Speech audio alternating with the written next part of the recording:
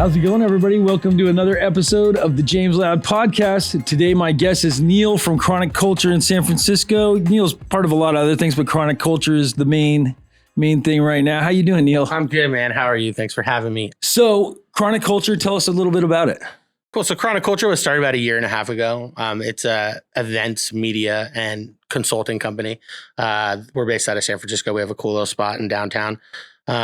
We are pretty much the producers of a few events around, mainly the Trans Bay Challenge coming up here, the finals next week. So super excited about that.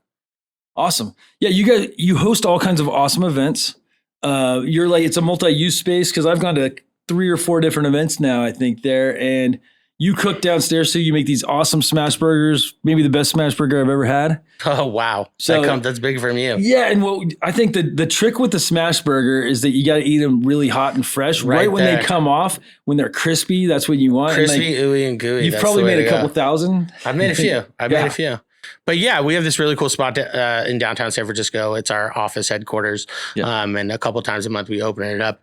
So people to come in and we throw different types of events. We've been doing these really cool panels. We actually just started a membership club there too. So it's open a couple of days a week for people to come by, use the facility. And we always have a bunch of really cool special guests coming by just to bring like pheno hunts and, kind of the newest stuff and just stoke people out. So. You've totally had some of our podcast guests there. Chris, the professional joint roller, he was there for something a while back. And then you just had Floraflame down there for a Living Soil event you guys just did. We just did a Living Soil panel. So that was pretty cool. We had Chris from Flora and Flame. We had Eli from Moon Valley and Joe from Snowtail. So just kind of all the people, at least in the Bay Area, that's Bay Area centric, who are kind of, known for kind of killing it with the Living Soil. So what are your thoughts on Living Soil? Oh, man.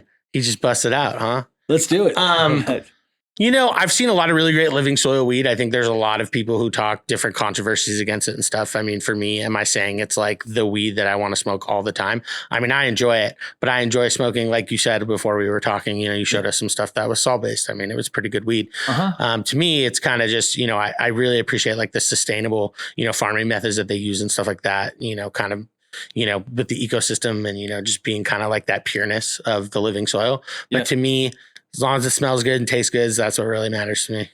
Yeah, man, I agree. I couldn't agree more. I feel like as long as it smells good, tastes good, has a good effect, that's the most important thing to me. The Living Soil stuff, it's great.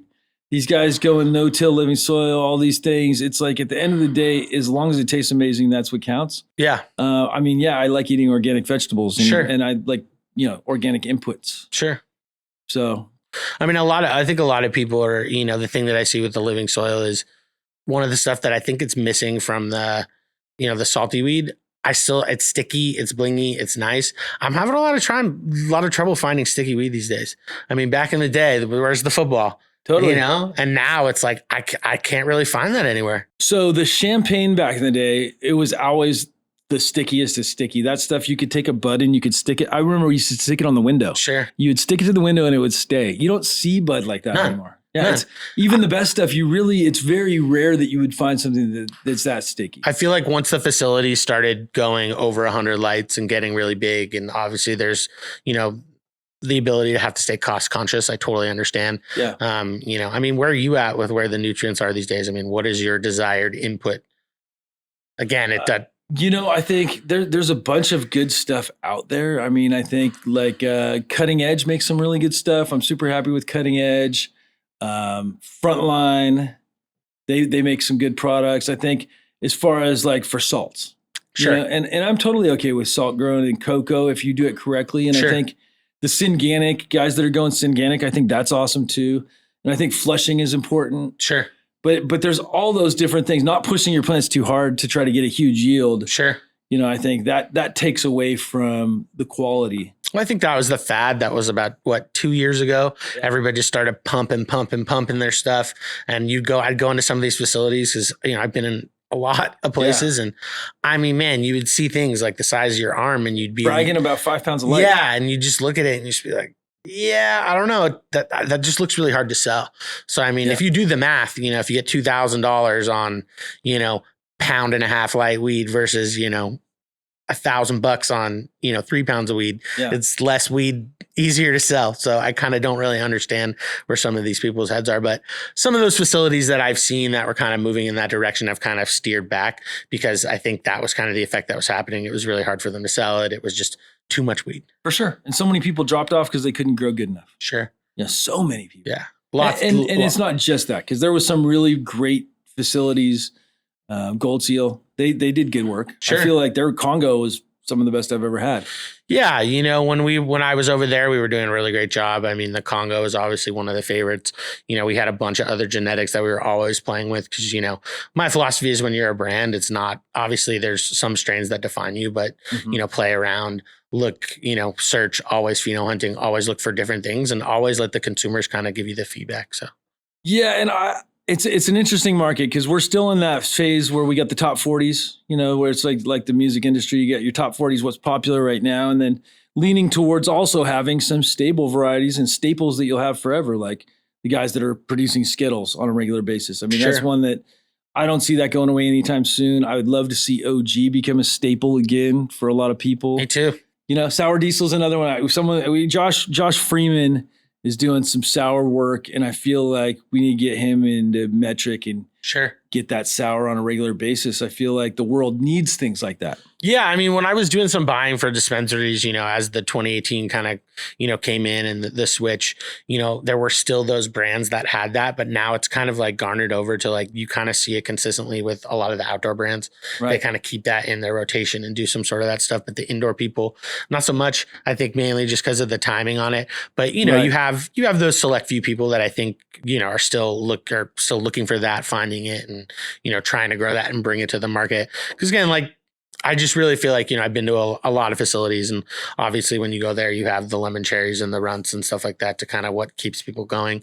But For sure. when you're a brand, you have the ability to have variety. When you go to a buyer, if they like your brand, if they like what you have, they're going to buy more than just the 2 strains that you have. So Right. hopefully they're not just all lemon cherry gelato. No, and so many people just rename stuff too. They call it this, but it's really a lemon cherry gelato, runts, Which I get, man. whatever. I get. Part of it these days is about marketing. It's about Sure. what your bag looks like. Marketing it's is- about what your brand looks like. But it's only part of it. Of course, it's part. Yeah, it's part for Yeah. sure, but it's a heavy part for sure these days. Yeah. What is marketing is one thing. It'll get people to pick up the bag, Yeah. but will it get them to continually buy it? I mean, time will tell with that. I mean, I kind of have this philosophy that when you're working with a dispensary, you kind of have three, if you can sell it into the store 3 times, Yeah. then you're good. That means it's working. Right. If they don't place a third order, then hey, move on, go to the next, try to readjust, try to figure out a better path forward with them. Right. How did you get started with cooking? Is this just something you've been passionate about? Did you go to culinary school? I feel like I did not. I just kind of like food and like, experimenting. Nice. I mean, I think it's really interesting when you look at a lot of the people out there that I think are the weed celebrities, I guess. I've had a meal with most of them. Most of them they all really like doing high end food. I mean, it's all about the terps, you know what I mean? And, Yeah. That's definitely, there, when you have that sort of palate for cannabis, it kind of translates into food as well. You got to have a certain amount of money to be able to afford the Yeah. advanced palate too. Exactly. I think. So it's exactly. These days, I think it's harder for people. I think a lot of people are experimenting more at home than they are Right. at their restaurants. For sure. But occasionally it's nice to go out and check out some of the new places. I definitely felt like, growing up in San Francisco and being there, got super spoiled, not only with weed, but also with food. And, after a while, I was always going to all these Michelin star restaurants, and I kind of I felt like every time I would go pay $200 to eat, and I was like not satisfied. And I felt like people were just kind of making these restaurants just to kind of, be a part of the fad. So, Well, on my show, we talk about data points a lot. And I think part of developing a palate is data points all over the place, whether it's a cannabis palate or whether you're a chef and you're trying to develop a palate for that, or wine or cigars or whatever it is. It's all about collecting data points. And it's this huge collection of experiences that we've had since childhood. And so I feel like that kind of is where the tie comes in, and the appreciation for quality as well. So you got guys that love good cannabis that also love good food. It's because we've collected these data points and we understand what good food and bad food and good flavor and bad flavor and what works together. Because it's all these combinations of different nuances that make everything so special.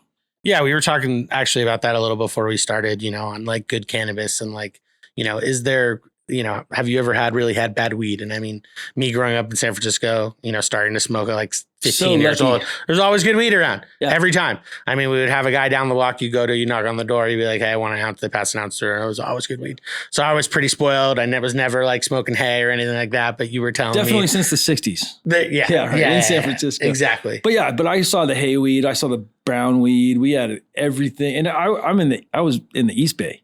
So not that far away from San Francisco. But I saw the pounds of Bammer weed that was loaded with seeds in it from Mexico that was like hard pressed with, like soda water, I believe is what they used, sugar and soda water. Really? Yeah. I mean, there's different ways to do it, but yeah, that was one of the ways they pressed that brickweed was they put it in a tarp and then pressed it. And then, they got huge bales. You started smoking a little bit before me. I've seen that before, but was never really one to smoke it. I'm like, I'll just go to the guy down the block. $400 a pound back in the day. $400 a pound. Nice. Yeah. What would it cost now? Probably nothing. There you go. It's pretty wild, but because we had outdoor that was going for less than that a couple of years ago that was actually pretty good quality. Really sad. Yeah. I mean, it'll be pretty interesting to see, harvest season, it's October right now. Yeah. I think a lot less people planted this year, but I've definitely been hearing the people that have planted, there are people that have stayed and kind of, been there. And I think the quality is going to be there. Yeah. I think we'll have more quality, and a lot of the people that didn't plant probably shouldn't have planted anyway. Yeah. I think a lot of more people are obviously going towards fresh frozen as well, with the rosin movement and everything. So the rosin carts are awesome. Yeah. What's your favorite rosin cart right now?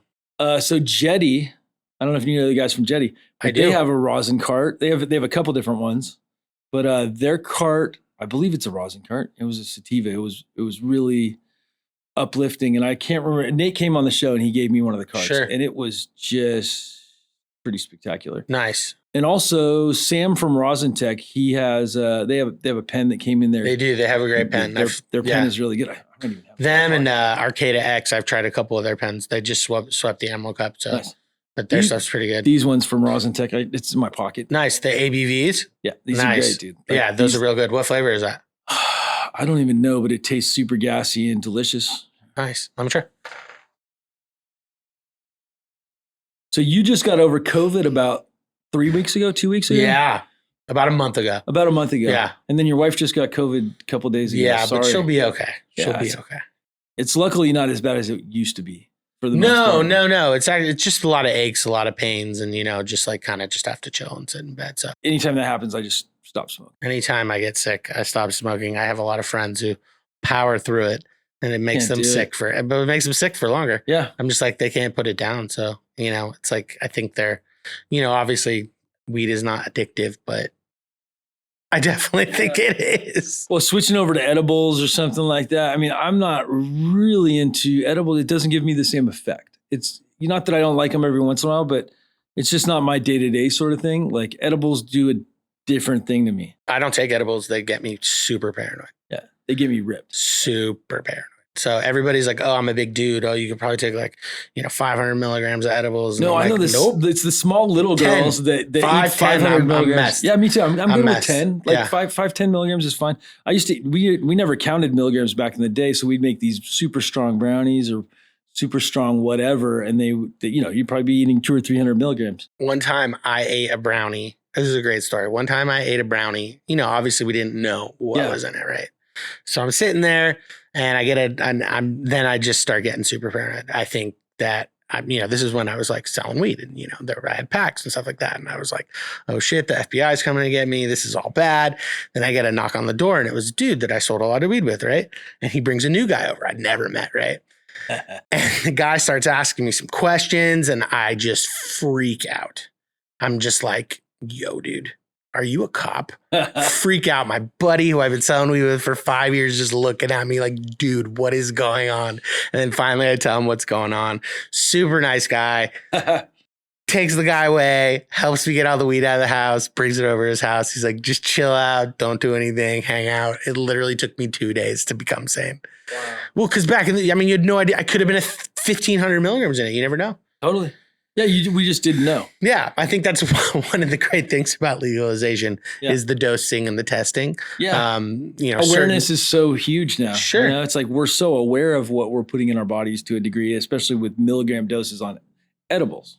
Well, now they also have the mixture of the cannabinoids with the edibles, and some of them can really use them. I mean, even my parents now use them for sleep and or stuff. whatever. Yep. Totally. Well, they're getting into the science of all these terpenes and how they affect us, like linalool and all these things that can be relaxing or sedative, and so that's pretty wild. Like, what's your thoughts on all the whole Delta 8 situation Delta 9 situation that's going on? I think the Farm Bill is going to change it. And I'm okay with that to a degree, but like, I think the Delta 8 is good. I think if you use a good starting material and you process it correctly, I think converting a molecule into Delta 8 is okay from CBD. I like the effects of it. And that's why I'm saying that. We haven't done enough studies for me to actually be saying that, oh yeah, it's okay. But as far as the effect, I enjoy the effect of Delta 8 for sleep. Sure. So I don't take it all the time, but I'm not going to go take ibuprofen or some sleeping pill. I'm going to go eat a Delta 8 gummy, which is, it has sugar in it right before I go to bed, but it makes me tired. I do 25 milligrams or 50 milligrams of Delta 8. Really? And so for me, I enjoy the Delta 8. The Delta 10, not so much, but Delta 8, I really can relate to. I have not experimented with the different Deltas, and I'm going to have to now that There's so many. Yeah, there's so many. THCO, so many different ones. And I feel like every time they write something in, they find a new cannabinoid to kind of move over to. So I don't know. Some of it I feel like it's like they're trying to beat the system. Some of it I feel like is a little bit of a racket, but obviously every state isn't legal, and there's loopholes that people try to use. So yeah, but I mean, I think those things, like Delta 8, like we need to be aware because it does get people really high. So I think fully unregulated, I don't know. Scheduled, I don't think it should be scheduled necessarily, but I think we need to deschedule everything anyway. Sure. I mean, what do you think?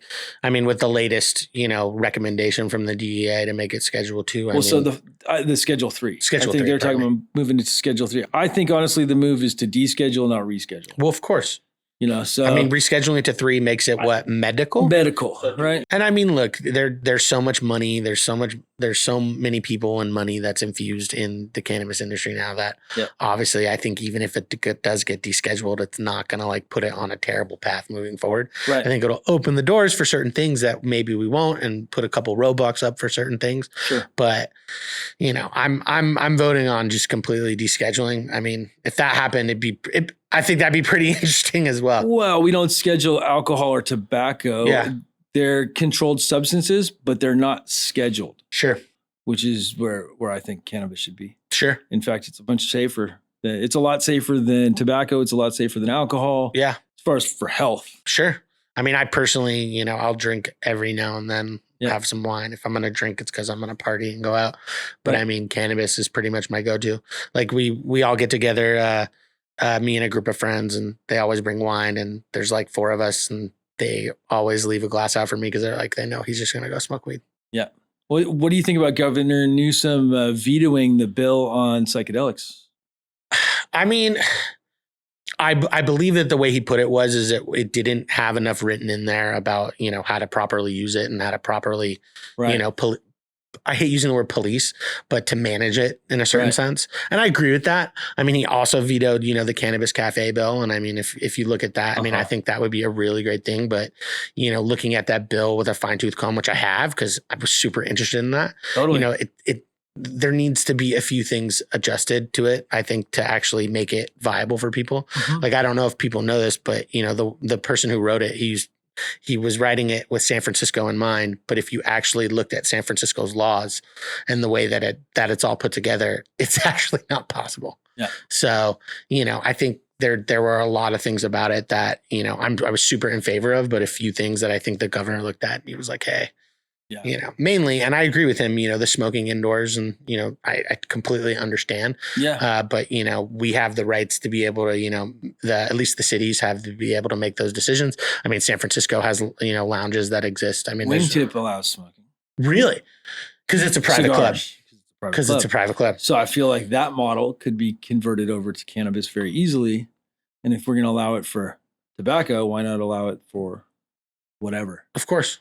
So Not crack. yeah. But I for mean, weed. our specific, at our office, when people come in, it's a private club. That's the way that we kind of put it. And Right. that's kind of the way that we're going about Yeah. smoking indoors. I mean, we don't condone it. It definitely gets super smoky I've in there. never seen nobody smoking there. Yeah. Never.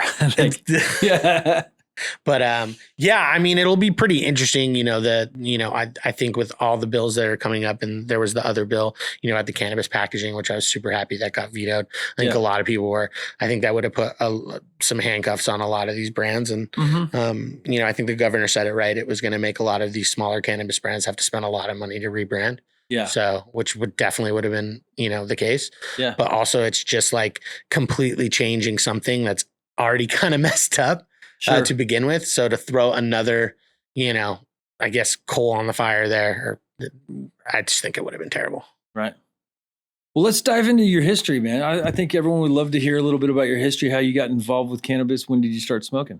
Oh man, I started smoking. I actually know the first time I ever got high was Millennium Midnight New Year. So 2000. In 2000. So 23 years. 23 years. I was what? It's a good run. Yeah. I was a freshman in high school. Nice. Yeah. So yeah, I'm a little older than you. Yeah, you're a little older. That's okay, man. Yeah. Smoking a little longer. But yeah, I mean, it's been a long run. I mean, I definitely smoked weed every day from probably the age of 15 to 28, and then took a little break. And now I smoke. I don't smoke every day, but like I probably smoke 4 or 5 days a week, sometimes, because I like to do it socially more. So like I'll have my buddy come over, or I'll like see people at the office and stuff and smoke, but I very rarely kind of sit there and smoke myself. But so started smoking in 2000. Just really fell in love with weed right away. I mean, I just loved everything about it. I loved the taste, the smell, the effect. It was just really great. So, smoked all throughout high school, sold a little urban high school to some of my friends, and then went to college. And when I went to college, I brought a half pound of weed in a beef jerky bag. I went to Loyola Marymount in Los Angeles. Oh, nice. Yeah. So you went from San Francisco to LA. San Francisco to LA. Wow. And I went there, and I brought a half pound of weed with me just to smoke. And then I found a friend and started just like selling some weed to them. And that's kind of how it all took off. So made good friends with my friend across the hallway. He actually brought weed to sell as well. So we became friends, and sold weed in college for a little bit, and just kind of kept in touch with it. It was something that I kind of always knew I wanted to do. Nice. Yeah. Yeah, I think it just latches onto you, or you latch onto it, or it's like the symbiotic relationship that most of us have with the plant, where we just fall in love with it. It becomes a part of our life. Yeah. So I was, living in LA. I wanted to do entertainment. And then after college, I went and I started working in entertainment. So I did that for a couple of years. Yeah. And then after the 2018. Stripping, or what did you do? I don't think you want to see that, brother. But I was actually working at some talent agencies. I was nice. A personal assistant for Nas, the rapper, for a year. So I did that, which was pretty interesting. That's pretty cool. It was pretty cool. That was my first job out of college, was that. So I literally went started a week before I graduated from college. So I literally got the day off to graduate. And then after that, I went on the road to like Atlanta and Mississippi and a couple of places with them. So it was a pretty interesting experience. And I got along really well with him, just basically because I had weed, and I was like, hey. Was he a smoker too? Oh yeah. Big smoker. I mean, the first day I met him, I was getting them ready for a Vanity Fair photo shoot. Yeah. First day, and I rang the bell and couldn't get him up. Finally got him up, and then he comes out, he starts smoking, and I'm like, what are you smoking on? He's like, some fan threw out on stage. I'm like, bro, you're nuts, dude. I'm like, you can't smoke that. Yeah. So I went in my car, I got some Granddaddy that I actually brought from the hemp center from San Francisco. Wow. So I brought some Granddaddy down, and I was like, hey man, like I got this, like smoke this. He's like, and it's funny because the night before he was like, we'll see how long you last. It was like the first time I met him. Yeah. And then the next day he was like, you might last a little longer than I thought. I was like, okay, cool.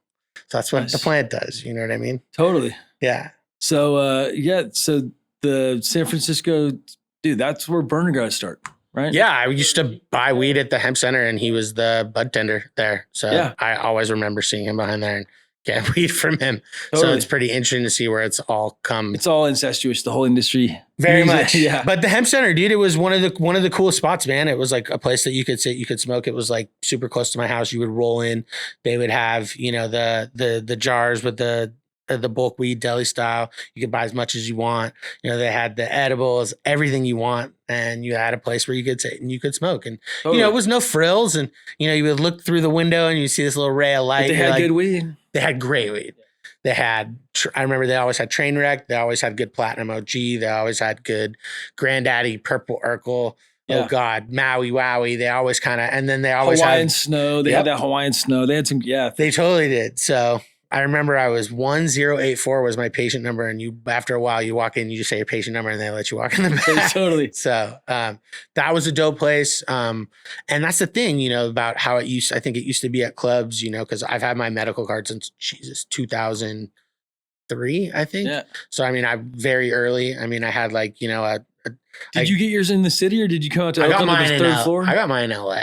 In LA. So there was this Russian doctor woman who would do it. I remember I paid $400 to get my first rec. So I remember this woman, I would go, she would like poke you a couple times and be like, oh, you're a little overweight, but you need weed. I'm like, oh, cool. Sounds good. You know what I mean? But, you know, so I remember getting it there. I remember the first time I ever went to a club down there. It was right there on La Brea and I want to say La Brea and Wilshire. And I remember going up this escalator and there was like this Latin dude. He must have been 5 feet tall with like an AK, like the size of him. And he'd be like, oh, medical card. And then you'd go around the back. And when you go in, it was like, I don't know if you ever seen that scene in Weeds where she walks into the dispensary for the first time. Mm-hmm. It was just like that. Literally Amazing. Just like that. Amazing. Yeah. So, you know, would come back to San Francisco and, you know, always go to the clubs. And that's the thing, back in the day, all the clubs had different weed from different people. You would go to, you know, Grassroots, you would go to the Divinity Tree, you would go over to Love Shack. You know, there are all these really great spots. Yeah. And I remember just always really enjoying buying weed, having fun, going out with my friends. And, you know, that's what kind of was like, I really want to do this one day. Yeah. So, you know, worked in entertainment. And then after entertainment, the 2008, crash of the market, I was like living on my parents' couch and like, what do you want to do? I was like, well, I want to be in weed. And so, you know, I spent my last little bit of cash that I had and I went to a lawyer and I took my parents with me and they were like, okay, cool. You probably won't get in that much trouble. So kind of started it from there. You know, got a warehouse with some friends, got a loan from my parents to start the warehouse. Nice. So did that for, you know, growing in warehouses from 2009 to about, I mean, still to like up until a few years ago when I left Gold Seal. So yeah, those were the days though, man. Well, and you were a foundational part of Gold Seal. Yeah, so I started it. With a couple people. Me and my buddy actually designed the logo, and then I was like, "Hey, weed's about to be legal." I was like, "I gotta get with some people." I think because I can't do this all by myself. Right. I was like, "Hey, it'd be really great to have somebody," because I was selling it all to the clubs. I was the one that would go out and do all the sales. So I partnered up with a couple people, and we all kind of had different strengths. And mine was, like I said, going to the club, selling the weed. We had the grower, and then we had somebody who was like running the business.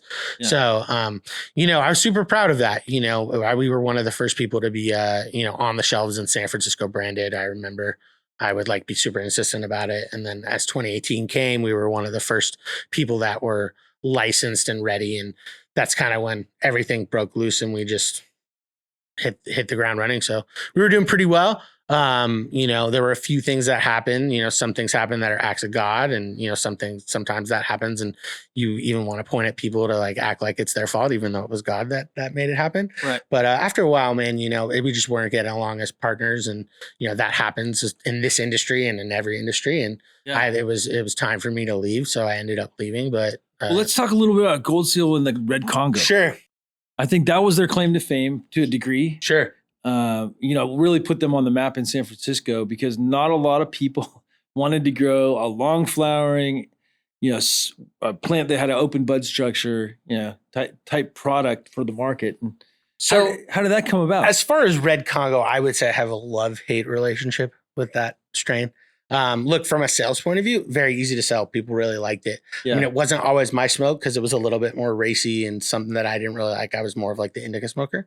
But me and my one partner, we had a grower that we were working with, and then we parted ways with him and we needed to find another person to work with. And so we found a gentleman who was growing Red Congo, and that was kind of his thing. And we all decided to kind of get together. So we kind of took Red Congo and, put it as part of the brand and started moving it around to the dispensaries. Obviously super easy to sell. A lot of people really liked it. Definitely had a lot of people always just like talking to me about the strain. But, like you said, it's a 12-week strain, and, it's super hard to grow. It is. Yeah. And basically what happened is we were growing it in one facility, and then we built this spaceship facility, and then we brought it over there. It just didn't translate under that from like the original kind of like single-ended like ghetto facility that was built that was super dialed just for that strain. Right. Yeah. Well, I think you guys had to deal with, you had an uphill battle with hop latent too. I think that was part of like the issue that if memory serves. I'm pretty sure that there was that strain had been kept by the same group of people for like 10 years. Yeah. And obviously, hop latent's so prevalent now, but back in the day, that's kind of when it all started creeping up. It was definitely the hop latent. I think there were a lot of factors that kind of came into it. Hop latent for sure being, something that kind of came in, but it got tissue cultured. And even after it got tissue cultured, it was still dirty. I think it was good. It just, again, when you're moving from a certain type of facility to the next, and I think it was really hard for some people to make the transition. And like I said, we also had a lot of things happen. We had our power go out, and we were on generators, and there was just a lot of things that happened. Well, and genetics aren't just plug and play. It's not like you can grow one and you throw something else in. It's easy. Usually it takes a couple times to dial it in. Sometimes it takes multiple times to really dial in something, especially something that's longer, which is a taller plant, longer flowering, requires different light, different food. Yeah. I mean, we were going from having single and like 10-foot ceilings with single-ended bulbs to 25-foot ceilings with double-ended bulbs, full CO2, everything, feeding systems. I think it just dialing that in was hard. And like I said, we had a few things happen that were acts of God that ended up, destroying a couple crops. Yeah. But when you do the pure, for me, it was, we had a good brand. We had a lot of other good strains. It was, we were able to sell our products in the store regardless. Yeah. I was of the mind where like, yo, dude, don't grow that, because I can sell anything. Cause like we're a brand, we know what we're doing. I get people like it. Hey, bust it out once a year, or let's find an outdoor grower to grow it and we'll release it like that. But that's almost the best way with something like that anyway. I would agree. Yeah. But when you did the pure math on it, especially with how cramped we were with how many lights we had and how we had to produce, because when we went in, we went in with all our own money. Yeah. So we took all our money and we just had enough money to get across the finish line if everything went well. Nothing always goes as planned. Totally. So that's definitely a piece of advice that I would give if you're going to, start a business. Obviously have stuff in reserves ready to go. Because have a couple years buffered out if you can. A couple of years would be great. But, accidents happen. And again, there were certain things that happened with that I think were acts of God. That I'll just kind of chalk it up as that. But in the end, I think the demise of the whole Gold Till situation was there were just three people that kind of weren't on the same page. And I think, my advice for people out there who are, trying to start brands, trying to start companies is find the right partners, get on the same page with them, and really just have goals and, go. Yeah, I believe you should have diverse partners. Sure. You don't want someone that does the exact same thing. Find someone that has talents that are a little bit different than yours and work with them and combine the talents, create the perfect Voltron. I mean, if you look at the way companies are structured, there's, C levels of many different types. And that's because there has to be someone that's good at many different things. No one can wear all the hats. For us, we were three growers who got together, and everybody kind of had to find what they were good at that wasn't just growing, or at least a few of us. Yeah. And, sometimes that's hard, and it's hard to like mix together and, figure it out. And definitely, partnerships are tough, but you live and you learn. And I learned so much, and, it really gave me a lot, moving into some of the next few things that I was doing. So. Okay. So if you could give yourself one piece of advice, the young Neil that's 2 or 3 years in the industry, from your advice now, where you have 25 years behind you smoking herb and experience with the plant, what would that advice be? There's 2 pieces of advice. Number 1, diversify a little. And that's not only just in specifically cannabis, it's just for everything. I mean, I wish I would have taken some of the money that I had and put it into like a food truck or a couple other businesses that also provided. But back then it was like, I could take that $40,000 and put up 30 lights and make 3 times that amount of money that year. So I think if I had to go back on it, I would definitely recommend to diversify. The other thing I would recommend is get a really good bookkeeper and accountant. It's super important, especially in these days, just to make sure you're keeping track of your cash and make sure you're paying your taxes and making sure that you understand where your business is at financially. I know that's boring, but it's important. No, but it's super important. Yeah. Yeah. Having your shit together. Yeah. It's super important. Yeah. I mean, basically that's what you're saying is make sure you have your shit together because there's going to be a time where it's super important, where you have all your books all dialed in. Although I know lawyers and, tax advisors cost money, but in the long run, they'll save you money. You so much they save money you a lot and of money. heartache and all kinds of other stuff. Exactly. So you don't have to backtrack and look later at what you signed or what you figured out. Piecing together stuff after the fact is always a nightmare. When we started Chronic Culture, I was very adamant about having, number 1, a good bookkeeper, number 2, a really great lawyer who could help us with the setup. And, it's all been set up super well with the trademark and everything. So feeling super good about that. Nice. Yeah, you got a pretty special spot there. Yeah, it's pretty cool. We really like it. We're looking forward to continuing there. We have the new members club that we have. So $50 a month gets you in and gets you access to, the different events that we're having. But, if you don't want to join, we also have daily memberships if you want to come by to some of those events. Pretty cool. Yeah, but for the rest of the year, we have a couple things we're doing. We're diversifying. We're going to do some things outside. We just shot a really cool documentary with Wookerson. We just did a really cool art show with him, which we were super happy about. It was like based around the final weekend of the Grateful Dead. We got like a suite at the concert for the last day and had a bunch of really cool people there. So we filmed like a really cool documentary on it, and we're gonna do a little a viewing party at a theater that's smoke friendly in San Francisco. Oh wow! Coming up here in November. Yeah, I was about 20 feet from the stage all 3 days. Oh, nice. I'd actually never been to a Grateful Dead show, so it was a super trip, and I really Dead enjoyed Company it. Isn't quite Grateful Dead, but it's still as close as you can get of an experience. Yeah. Sure. Anyway, did you have a good time? Oh yeah, I had a great time. Nice. I had a great time, and we were also in a suite, which helped a little. So yeah, Ryan, our producer, he was there one of the nights. We had a great time, but literally, if you're 20 feet from the stage, getting back there is almost near impossible. So you have to stay if you get there from the time the show starts till the time the show's over if you want to stay in that same spot. Sure. So yeah, lots I really of fun. Liked the drone show they did at the end. That was pretty cool. Pretty trippy. That was really trippy. Yeah. I'm sure everybody was peaking right when that was all happening. Most people I've never even seen anything like that. Sure. Yeah. And now they're doing it all the time too. Yeah. Now which is cool. At the Giants everywhere. games, they have it and stuff like that. So yeah, really cool. Yeah. So as far as genetics, let's dive into some genetic talk about popular genetics and the stuff going around. What's your opinion on all the new stuff coming out? What do you think is going to happen with the market? Let's go into like some of the Dio stuff because I'm a big fan of RS11 and Zope and all these things. Sure. I think they're getting bred into a lot of different crosses now too. I'm excited to see that. I mean, RS11, I've seen a few good representations of that. Yeah. I've grown it myself. I think it's a little bit harder and more finicky. The Zope's my favorite one that's actually been out for the past couple of years, which is like, if that's where the new wave is going. Yeah. I've had some incredible batches of Zope. Me too. So we were doing this. I helped do a breeding project about a year and a half ago with my friend Straight Flame. He did the Cherry Kush crosses. Nice. And I was trying to find some Zope to cross into it. And we couldn't make it happen, but I finally got a hold of it. And, just me and some friends at a small garden are growing it. And we like it. It's cool. I mean, I just think it tastes great. I think it has the look, it has the taste. Yeah. I'm super excited to start seeing some of those.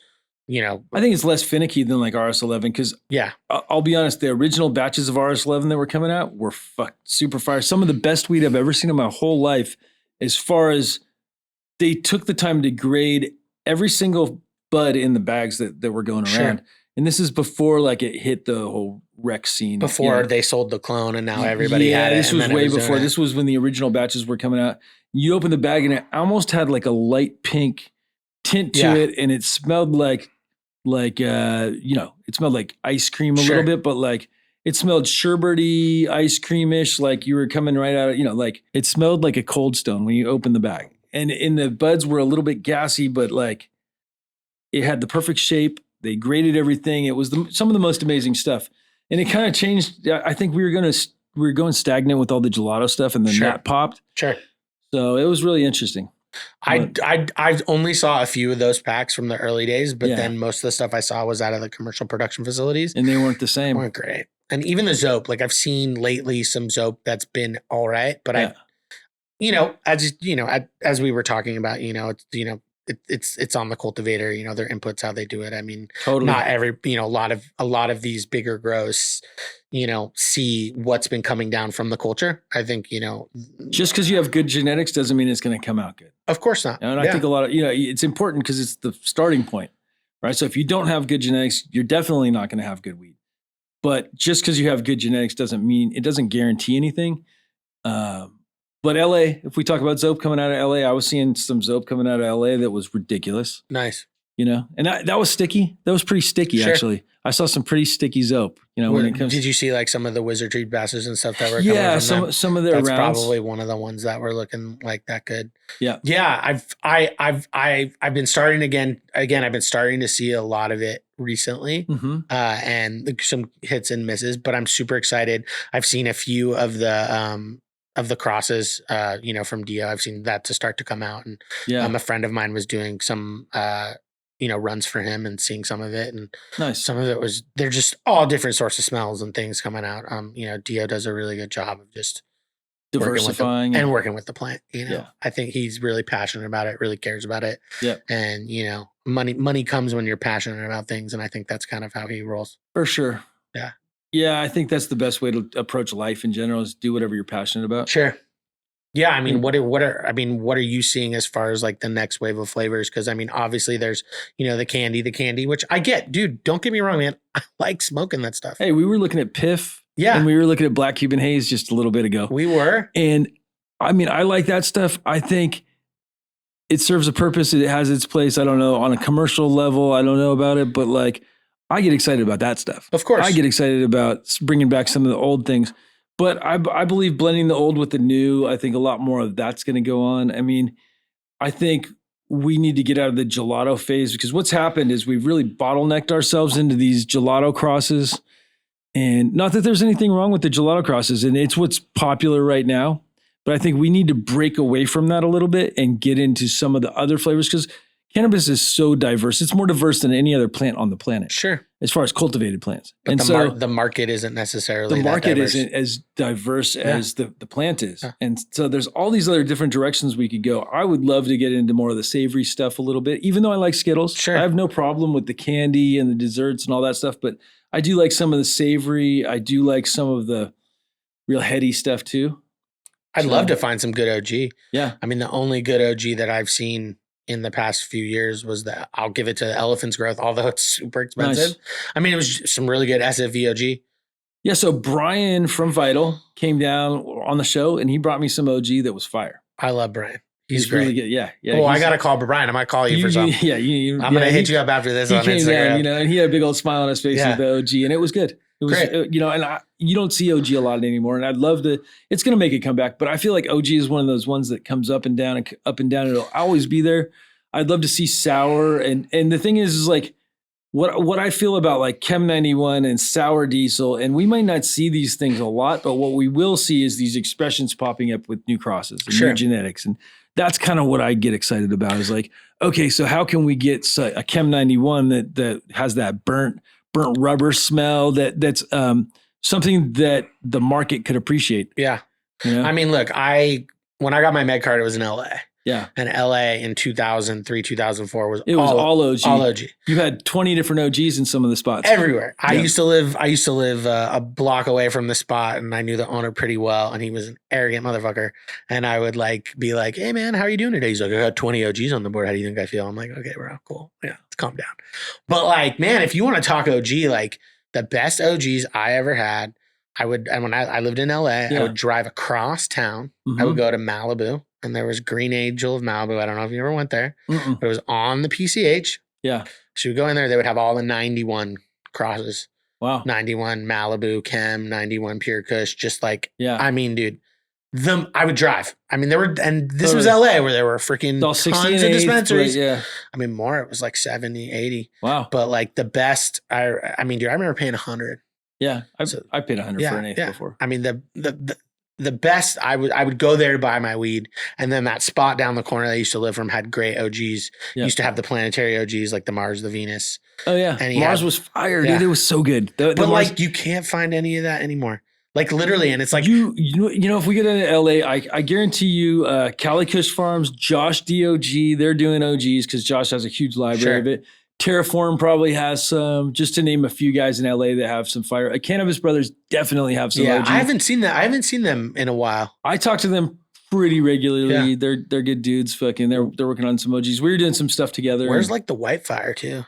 Oh, they have The OG Wi-Fi. Rascal. Yeah, Where's yeah. that stuff? Well, you know the Wi-Fi 43. The Wi-Fi, Yeah. Well, the It's Wi-Fi, and Wi-Fi, Wi-Fi. Yeah, there was the 3, the 5, the 43. Yeah, the 43 is the one that I know the best. Yeah. But where LA. bring it? I'm from the Bay, LA. I need some good OG. Well, I think Bring it up we just here. we need the distributors to bring it to the dispensaries in San Francisco because I think it would sell really well. Well, you need the people who are growing it to put it in the Absolutely. legal bags and bring it to the stores. For sure. Yeah. For sure. I mean, I understand. I mean, again, it's like with where the market is at right now, it's pretty interesting. I think with where everything is going, it's pretty interesting. I've definitely, talked to a lot of friends lately who are getting super discouraged. I mean, me and you were having that conversation, but I'm just like you. I'm feeling pretty optimistic about it. And it's kind of just like, let's just keep going forward and let's just. I'm a fighter. You're a fighter. Yeah. Well, yeah, we were talking earlier that probably together, if we had a restaurant, we could make enough money to be happy. Yeah. Right? But I'm doing cannabis because I love cannabis. I like cooking too, but it's different. I feel like being part of this special thing that we're a part of this industry. Yeah. We're in this infancy and we're in this special time and it's never going to be like this again. Yeah. We've gone through these phases, but it'll never be quite like this again. It'll be different. There'll be different phases. It's going to be around, but being part of something so much bigger than we are, I mean, that's what's special about it. And that's what keeps me fighting. I talked to my friend and he puts it pretty eloquently. He says, we're like in the bottom of the second, man. Still got a long way to go. Yeah. And, obviously I've been with different companies. I've been hit down, but, I always get back up and, I'm not going anywhere. This is what I want to do. This is what I'm passionate about. Hey, we're Giants fans, so we understand torture. That's what it's all about. You know what I mean? But we had some good years with the Giants. We did. I mean, and same thing with cannabis. We've had good years and this is a bad year maybe for a lot of people. I mean, but if you look at COVID was a really good year for most of the people in the industry. So we're not so far off from that time. Sure. And everything, that saying, this too shall pass. I was told that a lot by my father as a kid, but he didn't tell me about the good times. This too shall pass. Sure. So it's a trip because I feel like everything goes through waves and we're going to have more good times and we're going to have more bad times. And that's just how life is and how life works out. Sure. But it's all about appreciating what we have in the moment. Yeah. Too. And it's not just weed, man. It's everything. It's everything. It's everything's family, cyclical, friends. man. Everything's cyclical. And, and I'm fortunate enough as you already, do what I love and, have choices. Yeah. That's not always what happens everywhere throughout the world. So, we're spoiled in a way and we just need to. We're so blessed. Yeah. We're so blessed. Yeah, we really have are. option. Yeah. And I think, we're fortunate enough, we know a lot of people, I think, in this industry to where, like I was saying, oh, where's the OG? It's like, oh, you found it. You know where it is. Yeah. We can find it. Not everybody's as blessed and as fortunate enough to be able to do that. So, totally. We just got to keep going. So in 5 years, where do you see yourself? Oh, man, what a loaded question. In 5 years, 100% still want to be here doing what I love doing. Sure. But, I definitely see, getting back into the consumer packaged goods area. We started Chronic Culture. I spent many years, working with the dispensaries, getting into the stores. I think that's something that we're in the next couple of years, going to really start going back to, probably within the next year, really start getting back into. And, I'd like to see, taking it multi-state and being able to bring it to a couple of different places, being able to bring the events, being able to bring the brands into some of those places, in 5 years.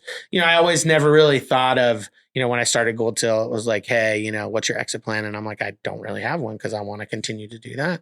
And if you ask me now, like, I think a little bit more about an exit plan, but in 5 years, I really just want to keep building this up and really just keep moving the culture and industry forward. I feel like you'd be such a good event planner for big cannabis events. And there's such a need for good cannabis events because the industry's grown significantly and it keeps growing, but there's not a lot of amazing events. You're doing the Trans Bay. I think Emerald Cup is great. We have a handful of really good events, but like there's always room for more. Yeah, I mean, I'd love to get more into that.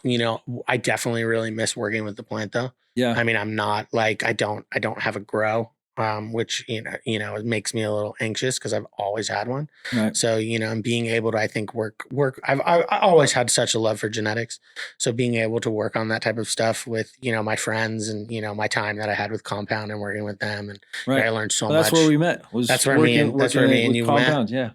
yeah. And I've just learned so much since then. And I'm really, I think if I really look at it, I don't think I want to have another license to where I'm like having a facility, but I'd really love to work with a lot of talented growers and friends that I know, right, and work with them to develop genetics and just kind of get together to kind of grow some stuff and have a good time. That's kind of what I'm missing, and I think where I really, I'm gonna go forward towards. Genetics is fun. There's a fun side of it. There's like the seed production and the production side of it, and then there's the fun part, like the pheno hunting. If you really like weed, pheno hunting is where it's at. Pheno hunting is where it's at. Going through different selections and then seeing things as you grow them out multiple times, seeing how they change. Like, of course, that's fun stuff. Oh, it's great. Yeah. And, I got to be, I've been a part of so many really great pheno hunts in the last few years. Yeah. We at Chronic Culture, a lot of people come down, bring us a bunch of different stuff to take a look at it too. So super fortunate to get to look at a bunch of different stuff. Yeah. It's really interesting, to see a lot of the breeders that, have been coming through, as well as the people that have been growing their gear. Yeah. I mean, there's a lot more diversity and a lot more, people doing seeds now, obviously. Right. I think, a lot of them probably not in the best way, but some of them are really taking the time to, work on the line and really make sure that it's, up to snuff for people to be able to, work with. Right. But there's definitely a lot of people, and I've seen it. I mean, I'm guilty of it too. I mean, I've made seeds in, my basement and just been like, hey, let's see what happens. So, right. But like, it doesn't always work out great. No, it doesn't always work out great, but I think I'm a big fan of everybody making seeds and breeding. But I think the first thing is learn how to be a good grower and learn how to grow properly, because you need to make the plant express. So if you plan on doing real breeding and you're doing real pheno hunting, at the end of the day, you got to be a good grower. It's interesting. I have a friend of mine that, has asked me to learn. They're like, hey, can I grow in my basement? You teach me how to do it. And I'm like, yeah, I can. But like, have you spent the right money to get your basement all put together? Because I was like, I think with growing is easy if you have the correct setup and easier. Pardon me. Yeah, absolutely. It's not easy. You're totally right. But it's easier. It's just like having good genetics. Yeah. If you don't have it in the beginning, it makes it a lot harder. There's rules to follow by, and the first one you do is genetics. Right. Have the right ones that work, that are stable, that work within the environment and what you have. Because, you might have a cut that works in your basement versus somebody who has a cut that's in their tent that doesn't work as well. Yeah. So, well, and I think a lot of growers want to just grow a different cultivar every time they grow. Sure. They get clones of this, clones of that. But there's something to be said for the guys that have been growing the same thing for 3 years or 5 years, and they just keep on making it better each time. I'm not one of those. Yeah. But I think a lot of it is, I think there are some staples that, yes, we keep around that we do that with. But I always am a fan of experimenting, especially with the market. Everybody's always like, what's new? I think hence where we're looking at the bag, the crazy bag generation that happens now. Right. The top 40s. Yeah. It's like literally just like lemon cherry gelato with like the best bag. Right. I have friends who run dispensaries and they're literally like, this one sold out. I was like, why? They're like, because it just had the best bag. So, I mean, that definitely does say something, and that's part of marketing. And, part of cannabis now is not just, what's in the bag. Personally, I think that's the most important thing. Yeah. But, again, like I said earlier, if you can get people to order your product 3 times, you've succeeded, because they'll just keep ordering it and ordering it. Well, I think there's a good recipe that you have to have good packaging, good marketing, and a good product to back, because we saw all these celebrities. I mean, you got to get Nos in on this. I'm good. I'm good. But I think having the celebrity is one aspect of it, but really, you got your packaging that people see on the shelf, but also when they open it, where they come back and they buy it again. Of course. That's exactly. Of course. Right. So no matter how good the packaging is, if they're not going to come back, and what are you doing? It's not worth it. Exactly. You can get somebody to pick. I mean, I've seen a few of these celebrity brands where they do these big launches. They have a lot of PR, and oh wow, the product sells out really quick. Yeah, I was working with the company not so long ago, and we kind of quit working together because the price point wasn't right. They were worried about getting the cheapest product. Of course. And I didn't want to associate myself with it. I've talked to a few of them, and they're always like, hey, we're trying to sell $30 ace, but we're trying to buy the weed for $1,000. Yeah, well, they wanted light dep for, like, for nothing, and then just put it out because the brand was going to be so big. And it's like that. There's no, and maybe there is truth to the brand will be so big. Initially, you might get this huge launch, and that's great. But if somebody buys it and they're not going to buy it again, you're not going to get that repeat sale. And well, it's priced right now. It's price point and THC content. Unfortunately, branding is obviously important. But what are your thoughts about the THC content? I mean, it's bullshit. I mean, I think anybody who comes on this podcast that you're probably going to ask, unless they, I don't think you're going to bring anybody on here that wouldn't say that, right? Because it's all bullshit. It's all bullshit, and it's and literally what really sucks is I see a lot of extremely talented growers who are growing right now, and they pick their genetics. I've literally been there and I've seen their huge pheno hunts, and I've seen some amazing stuff that tests at 25, but this one tests at 35, and automatically they have to cut that one and go there. And that's just what they have to do to save their business, which look, I understand, but it's all about education. And, this topic's come up many times with many people, but it's on us to kind of educate. And I think it's mainly like with the more educated market, though, I think that'll change a little bit. I mean, you look at Skittles. Skittles is super popular, super amazing, doesn't test super high, tests high enough, but it doesn't test typically above 30, although I've seen tests around 30. But I mean, let's talk about the rec market. Is Skittles super popular in the rec market? I don't know. Super popular to me. Because I like it. And that's great. But there's literally, James, we're talking about two different things here. Oh, absolutely. I mean, it literally something is two that I different like things. as opposed to what the world likes on the shelves and dispensaries. I love Skittles, and I smoke the shit out of it. Mm-hmm. But if you look, are there a lot of people putting Skittles in a bag, straight Skittles? Some people. Yeah, Oak Fruitland does a really good job with it. I mean, you introduced me to them actually too. Yeah. They do a really good job with their Skittles. They do, and a lot of it's just, I think, depending on how well there's tests and how well your brand is and how popular you can make it. I've seen a lot of people doing the Skittles crosses that have been super good. I do, but I don't like diet Skittles. So it's got to, you know what I mean? I go back to that, but... Well, now in 2027, we won't even be able to get Skittles. Right. Do you have a new one to sign that law? Can't even have the candy now either. Well, they changed the name to Z, luckily. Exactly. But it's funny because like Archive has some good Skittle crosses, and there are good. The Rainbow Belts 2.0 is pretty good, but it's not the most Skittly. But it's really complex. It's candy. It's not the most Skittly, and they have the 3.0 now. I don't know if you've seen the 3.0. I haven't had the 3.0. Is it good? I haven't had it yet. My one buddy, Jordan Trinity Association, has some. He's gonna hopefully bring me some on Saturday, exciting. And I'll check that out. So I'm a Moonbow fan. I like the Moonbow. Well, so there's different Moonbows. So it's like saying you love Moonbow, whether but if it's Moonbow 75 or Moonbow 112, or I think there's a 30 something Moonbow. That 75 is nuts. The first experience I had was Eric Goldberg came to a Cannabis Science Conference when I was lecturing there in 2018, I believe, with these super crazy frosty buds, and we smoked one, and I was like, holy shit. What is this? He's like, oh, it's Moonbow. Yeah. That was my first experience. And I've loved Moonbow ever since. I know Adam from Archive, and he grows great Moonbow. It tastes amazing. I've had some great Moonbow. Yeah. What's the new one they have? Like the Izayaki or Izayaki. Is that what I think it that's is? what it is. I'm looking forward to seeing some of that. I had a few friends that popped some seeds of that. So Nice. I've heard that that's super cool. I like honestly, I've popped a lot of Archive stuff. They do a really great job because they're growers and they work their lines and they really take the time to make sure that it's good. Well, yeah, Fletch has a lot of experience too. I think over the years, like you develop a certain style and all the stuff they've done kind of fits into that style. So yeah, good stuff. Yeah. If anybody's interested in finding out where to find more about you, or they want to come down to Chronic Culture, where would they go? You can go to our Instagram chronic_culture_, or the website www.chronicculture.co. Awesome.